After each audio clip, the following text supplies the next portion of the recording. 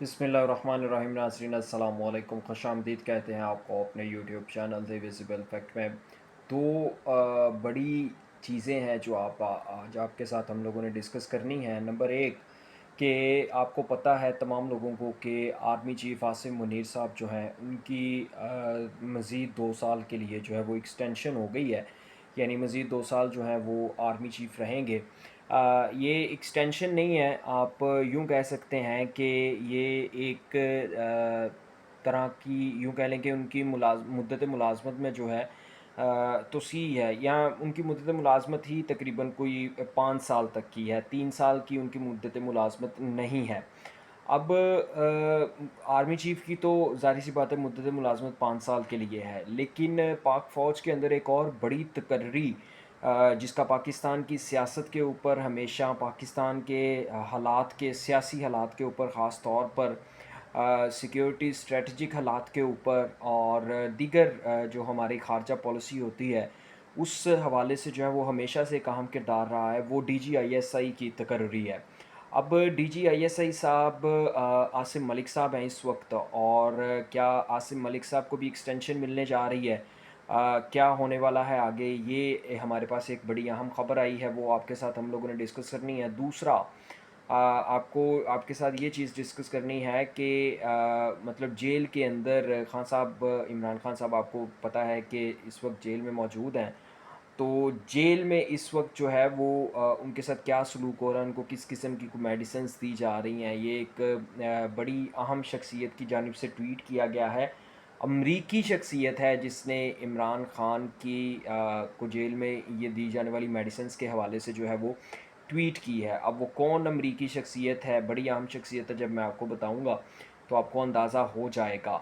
सबसे पहले जो है वो आपके साथ डीजीआईएसआई की तकर्री जो है वो डिस्कस करते हैं। जनाब डीजीआईएसआई साहब जो हैं आसिम मलिक साहब, कहा यह जा रहा है कि उनको भी एक्सटेंशन दी जा रही है, और ये ख़बर जो है वो शहज़ाद अकबर साहब ने दी है। पीटीआई के साबिक मशीर कौमी एहतसाब थे खान साहब के दौरे हुकूमत में, उन्होंने ये ख़बर दी है कि आसिम मलिक साहब को भी एक्सटेंशन दी जा रही है। आपको याद होगा कि जनरल बाजवा के दरमियान और इमरान खान के दरमियान जो तनाज़ात थे, वो उन्होंने जन्म लिया था डीजीआईएसआई की एक्सटेंशन के हवाले से। उस वक्त के डीजीआईएसआई थे जनरल फैज़ हमीद।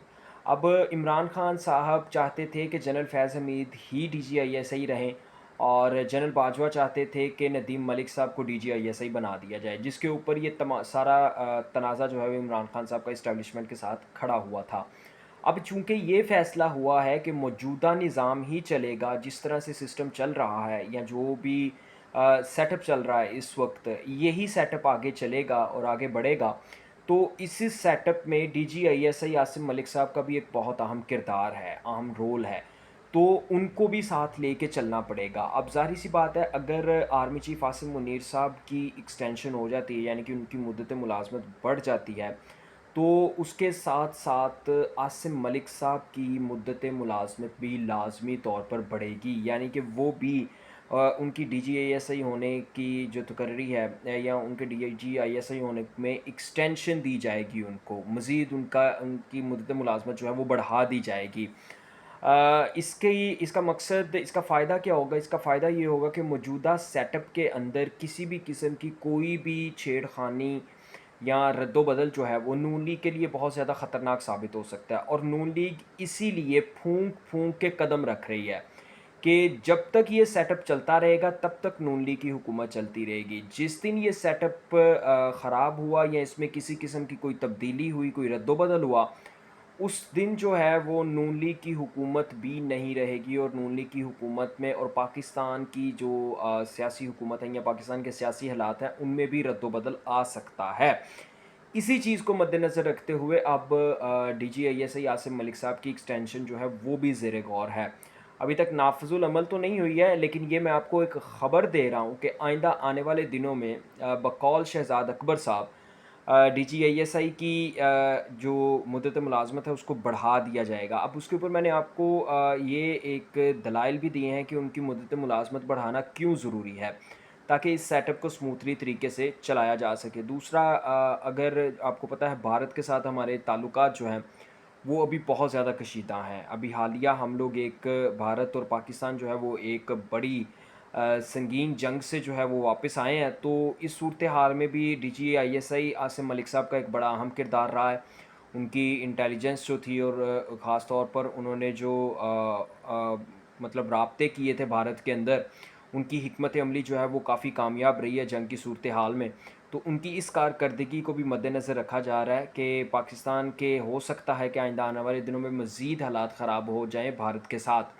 क्योंकि अमेरिका जो है वो भारत से बिल्कुल भी खुश नहीं है इस वक्त। ट्रंप हमें बिल्कुल भी भारत से खुश नज़र नहीं आ रहे। ट्रंप ने चीन, रूस और भारत के हवाले से बहुत सख्त ट्वीट की है, जहाँ ये शंघाई ताउन तंजीम में जब भारत के वज़ीर आज़म जो है वहाँ पे रूस के और चीनी सदर के साथ जो है वो इन्होंने मुलाकातें की हैं, तो उसका भी ट्रंप को गुस्सा है।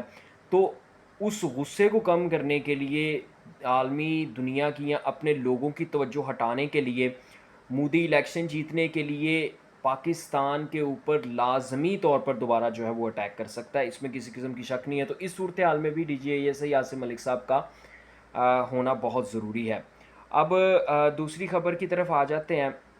एक बड़ी मशहूर अमरीकी शख्सियत है और जनाब उसने जो है वो इमरान खान के हवाले से बड़े दावे किए हैं। डयाला जेल के अंदर जो खान साहब को दवाइयाँ दी जा रही हैं, उस हवाले से उन्होंने ये ख़बर ब्रेक की है। ज़ल्मे खलीलज़ाद और ये साबिक़ सफ़ीर हैं अफ़गानिस्तान में अमरीका के। सफ़ीर रह चुके हैं। जो मुआहदा हुआ है तालिबान के साथ या अफ़गानिस्तान में जो अमेरिका का मुआहदा हुआ था अफ़गानिस्तान से निकलने के लिए, बाहर निकलने के लिए, उस मुआहदे को पाया तकमील तक पहुंचाना, उसको कामयाब करने में ज़ल्मे खलीलज़ाद का बहुत बड़ा किरदार है। कतर के अंदर ये मुआहदा हुआ था। कतर ने भी सालसी की थी मतलब उन्होंने भी काफ़ी किरदार अदा किया था। लेकिन इस मुआहदे को जो अफ़गानिस्तान के अंदर लोग थे, जो इस वक्त अफ़गानिस्तान की हुकूमत है, उनके साथ इसको कामयाब करना और पाया तकमील तक पहुँचाने में ज़ल्मे खलीलज़ाद का बहुत बड़ा हाथ है। उन्होंने ये ट्वीट किया है। ज़ल्मे खलीलज़ाद शुरू से ही जो है वो इमरान खान के हामी रहे हैं और इमरान खान के नज़रिए के साथ खड़े रहे हैं। पाकिस्तान के अंदर इस्टेब्लिशमेंट की जो सियासी मुदाखलत होती है वो उसके मुखालिफ भी रहे हैं। ठीक है।